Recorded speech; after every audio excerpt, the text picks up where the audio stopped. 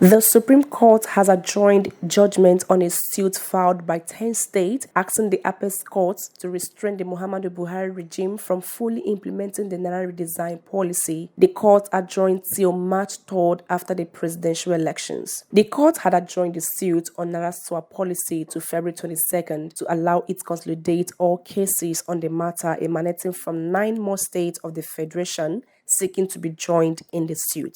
9 more states were joined as parties in the suit initially filed by Kaduna, Kogi, and Zamfara state government, challenging the legality of the Naira swap policy of the federal government. A 7-member panel led by Justice John Okoro, the Apex Court, joined the Attorneys General of Katsina, Lagos, Ondo, Ogun, Ekiti, Cross River State, and Sokoto State as co-plaintiffs, while the Attorneys General of Edo and Bayelsa State were joined as co-defendants. The court, however, refused to join Abia State in the suit on the ground that it came late with its originating summons. All efforts by Abia State government to be joined in the suit was turned down and was ordered to present its case at a later date. Commencing arguments, counsel for the federal government, Kano Agabi, said, "The Supreme Court held that all reliefs are rooted in Section 20 of the CBN Act.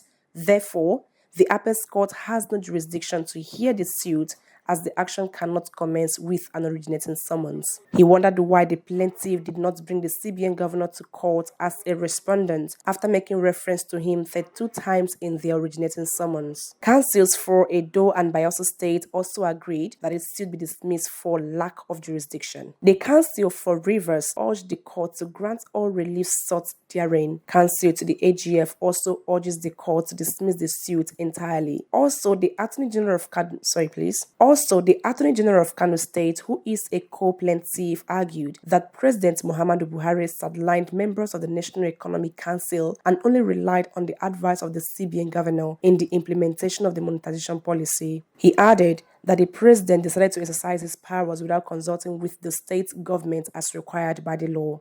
Rather, the president relied only on one member of the council, and the CBN governor ignored the finance minister and the vice president, who is the chairman of the council. The justice, however, pointed out that the president can direct the old 200 naira note to be brought back as legal tender. Then he is under the jurisdiction of the Supreme Court.